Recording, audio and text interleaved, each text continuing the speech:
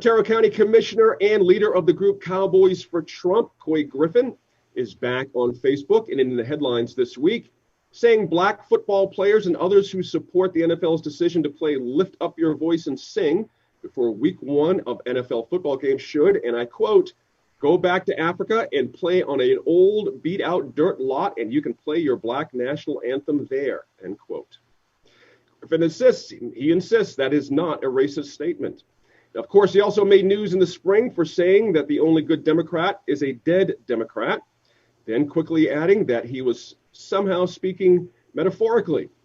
Mr. Griffin has a pattern of finding headlines by uttering violent, racist things and then saying the public shouldn't take them literally or that they don't mean what they clearly mean. Interesting points there, Steve. Should the public believe him at this point? Well, in his defense, he said he'd been fasting for the past 3 days, so maybe he was just lightheaded. I don't know.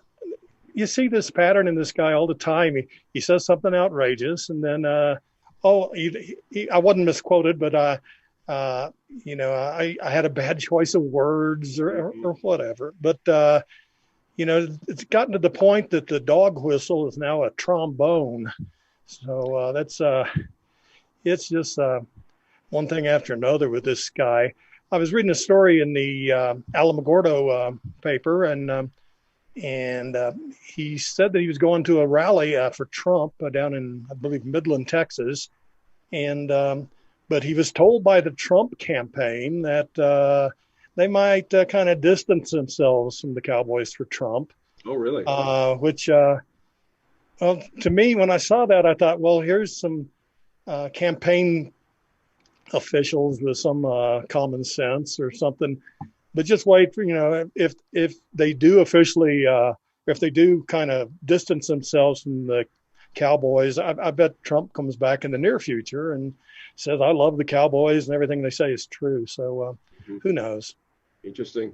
Hey, Crystal, he also said in a news article regarding Mr. Griffin, he condemned people as vile scum, people who portray the Confederate flag as racist. And that was in a live Facebook video that has since been removed.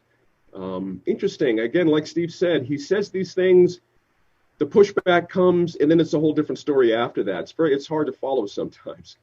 When you see people that make reactionary commentary, and whenever you hear people of leadership saying, well, don't take me seriously with what I said specifically, or whenever they make a racist comment but deny it being racist, you wonder, are they elected to office because of their credibility or lack thereof?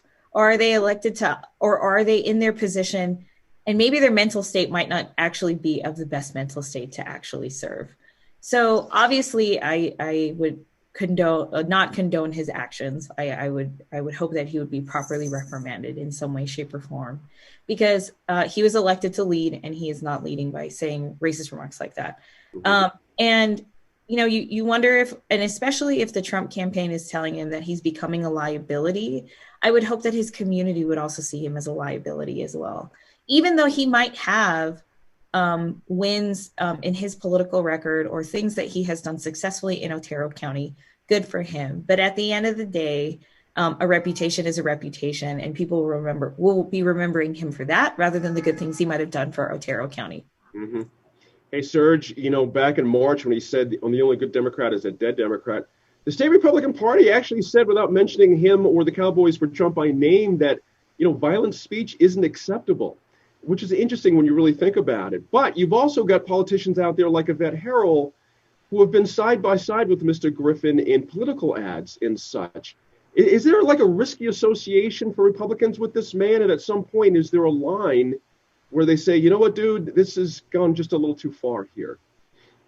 I mean, yeah, you've seen that a little bit, in the last few days, folks saying we're going to distance ourselves from you and that doesn't represent us. It's not a liability until it is, right? When he says the quiet part out loud. And, the rhetoric and the ideas that he's pushing and coming up to the line they're not wildly, they're not they're not that unknown or unfamiliar. The ideas he says, right? I'm not racist. You're racist. Or right. The most racist thing you can do is point out that someone is racist in this worldview and this political view. And I think that we see the sort of the core principles and the baseline ideas embraced and propagated. It's just when you go a little too far and people start to distance themselves from you. He's finding out where that line is, I guess. Right. Exactly. Right. But it's not a wholesale disavowal of everything that he says. It's of the parts where he just goes a little bit too far, even for the most strident folks. Mm-hmm. I don't know if this was 1990 something. I might think, the Republicans are going to really distance themselves from this guy. But this is the age of Trump, and Trump does say the quiet things out loud, and his followers encourage that. So, I mean, it could hurt with independence, but I don't know. I think the silence of the state GOP on this issue, and Couy Griffin actually criticized the state Republican Party in that story from Alamogordo I was talking about. Mm-hmm. He says they're not enthusiastic enough. They're not supporting their rallies, and so they're catching it from both sides. But they have been very, very silent on this.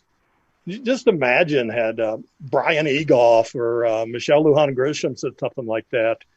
The press release would have been the speed of light. I couldn't even imagine. Absolutely. It would have been hand delivered instantly to everybody. Unreal. Hey, Chris, I want to make mention to the viewers, of course, that maybe a little bit of pulling back the curtain here. We did debate whether to, in fact, do this as a subject or not. I mean, some people might be watching saying, and quite rightly saying, why are you giving this man any kind of attention at all? This is like crazy racist stuff. And, does this provide an opportunity here in New Mexico, Crystal, to kind of talk about these things in a deeper way? In fact, a lot of folks who might be inclined to support Mr. Griffin, they don't necessarily get called out that much in years past. It feels a little bit different now. It feels like folks are willing to call others out a little bit. Is there some positive inside of this to you? Any issue any issue when it deals with, people of office saying very radical comments and commentary, are needed in society to realize, you don't know how bad it is until somebody really does it poorly, right? And you don't know how good it is until somebody does a really fantastic job. I think it's healthy for debate like this in our communities, especially in rural and also urban New Mexico, and to really, showcase what is a good example of leadership and what's a bad example of leadership. Mm-hmm. And though some may disagree, I totally see the point that you all debated at New Mexico in Focus about whether or not we should bring up this issue because it sheds light on racism. But how do we teach our kids about racism if they don't even know what racism looks like? So Good point there. Quick note to the viewers as well. We asked Yvette Herrell and the Republican Party for a reaction to Mr. Griffin's video. They did not respond, but we did try. Thanks to our line panelists for all the hard work this week. Of course, I'll be back in a moment with some final thoughts.